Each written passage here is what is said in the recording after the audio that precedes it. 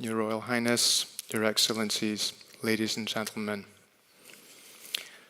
They say a picture is worth 1,000 words, but we can do better, you and I. I wish I could tell you what it's like to have a sea lion virtually smile at you, dip and dart and fly, dive under you, nibble on your hair, and tinker with your tank before shooting off to playfully chase a fish it's not trying to eat. Make you feel the connection one does when a dolphin comes within meters or swims with you, looking right in your eye. To feel that privilege. I wish I could express how utterly amazing it is to see the interaction between a mother whale and her calf, the love and concern and relationship they share. Or what it's like when a calf approaches your group and, completely unafraid and curious, swims right up to you and bumps you before passing by. That one time a mother humpback turned directly toward me, spreading her immense pectoral fins as she hovered vertical, her calf moving off behind her, and tell you how at that precise moment I was sure I was the happiest man and luckiest human on earth. I'd tell you how beautiful every hue of an angelfish is, how amusing and silly an octopus can be, how bizarre their method of propulsion, astounding their color and texture variations, how funny it is when they squirt ink at you. I'd tell you what it's like watching a turtle graze on seagrass or munch on coral next to you. Tell you how trusted and enamored you feel when the turtle sits just meters away, not moving off in fear.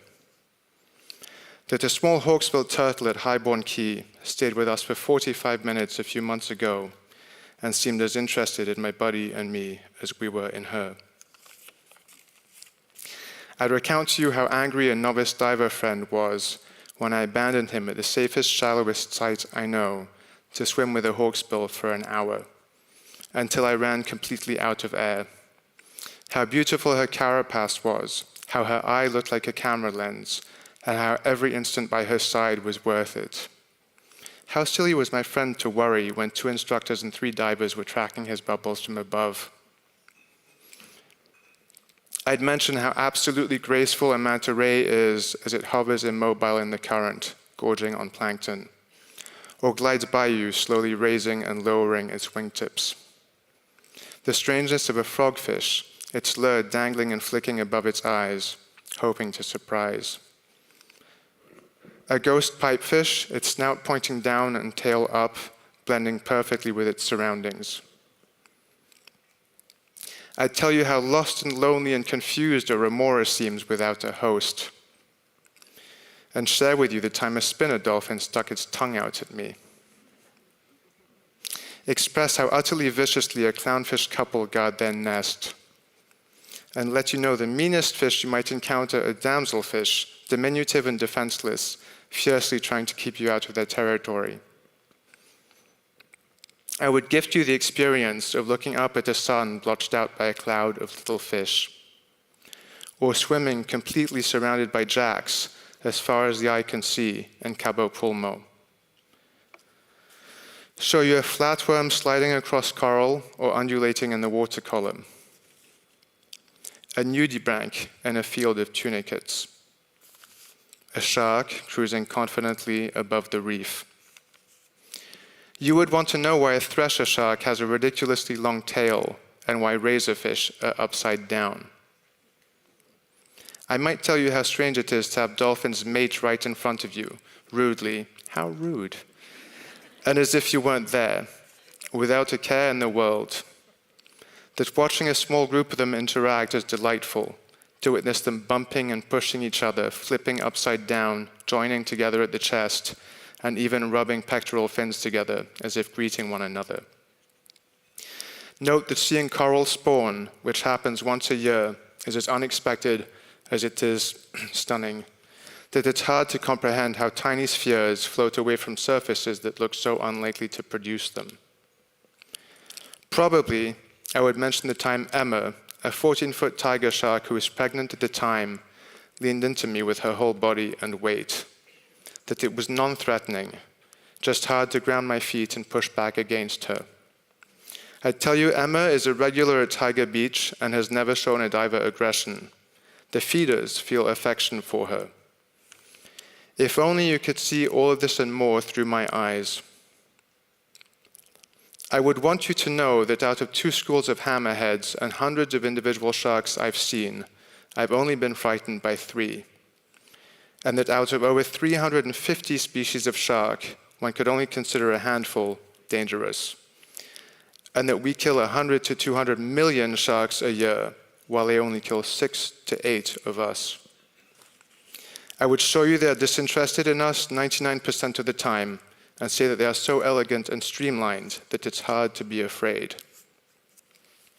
You might also want to know the horrible changes I've seen. How plastic, which I never saw in the past, is everywhere now. As common on a beach in Agadir as a dock in Marsa Alam, in tide pools in Sardinia, and wrapped around coral in the Bahamas. How a friend and I spent 45 minutes on a dinghy in Sataya last year, pulling out bottles and caps, bags, cardboard, a bag of chips, an old t-shirt and a sandal, and we hardly made a dent. That I watched spotted dolphins swim through plastic and paper and trash last August in Florida, probably finding it hard to distinguish between the jellyfish they play with and the cigarette pack wrappers they shouldn't. That to my absolute horror, I witnessed 2 oceanic white-tip sharks, among the rarest of the rare, whose numbers have plummeted by 93% or more, circle pieces of tinfoil last year. How one ingested and spat out a piece 4 times before finally swallowing it on the 5th. How sad it was not to be able to take the tinfoil away before it was too late. I would tell you and show you that about 1/3 of all the sharks I see have a hook stuck in their mouths, and some a line trailing behind them as well. How I saw a bullet hole in one shark. After seeing hundreds of manta rays in Yap, Micronesia in 1992 and 2000, I didn't see a single one in 2015. Some of the reefs friends and I saw years ago that were kaleidoscopic, cornucopias of corals hard and soft, are now reduced to rubble, barren fields, bleached skeletons, tragically sad remnants of what once was. I want to tell you that they say coral reefs will be entirely gone, disappeared within perhaps 50 years, more likely 30. That we have pushed the extinction rate to probably 1,000 times what it used to be. That we have lost 60% of our wildlife in the last 40 years. That our goal of keeping warming at less than 2 degrees by the end of the century looks unrealistic, with the end result probably 3 or 3.5 degrees, if we don't change. That 1/3 of all cetacean and shark species are already at risk, 90% of the big fish are gone, and by 2050 there will be more plastic in our seas than fish.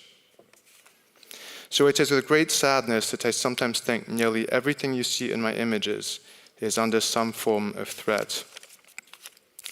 Be it from climate change, warming, acidification, and sea level rise, habitat destruction, deep sea trawling, dynamite and overfishing, pollution and plastic, changes in the food chain, and more, wildlife and ecosystems are at risk. There is no doubt that for decades we have been patched fools. We have used and abused the planet, refused to manage resources wisely, ignored warning signs, believed Earth is so enormous, the sea so immense, natural systems so resilient, that we have inflicted monstrous damage. And now, amid all the information we're bombarded with, media of all kinds, threats of cataclysms, cynicism, apathy, guilt, and a sense of hopelessness, it's sometimes hard to see the coral for the reef, to identify and work on problems one by one. But as an individual, one can make a difference. Might we try to stop using plastic completely, buy glass instead, insist on reusable straws and more? Might you please try to recycle everything you can? Plant more, plant everywhere, become an Olympian planter, have a plant in your kitchen. Buy local as much as you can. There is no point in importing Fiji. If you don't urgently have to travel for work, you can choose a teleconference instead. You could sometimes take the train instead of a plane, as trains are comfortable too, and there is no turbulence on a train. We could consider using solar panels and even wind. Consider switching to an electric car if you can. Perhaps you could resist further financing the pet trade, which is considered one of the greatest threats to wildlife today. If you do buy a pet, try to make sure it's captive bred, or pick one up from the pound instead. And if being a carnivore isn't paramount to you, you could consider eating less meat.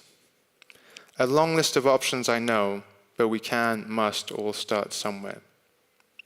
Wouldn't it be nice if we could all have a chance to see dolphins, turtles, sharks, and whales in the wild for years to come, to breathe clean air, to be able to keep growing our crops and feed ourselves, to drink clean water and not to waste it, to be measured and thoughtful, to reduce our impact, to roam plastic-free beaches and witness clean deserts and plains, to trust that we're breathing and eating less microplastics, to still have rainforests and reefs, the chance to follow the great migration in the Serengeti and the Sardine Run, to feel like we're doing our level best.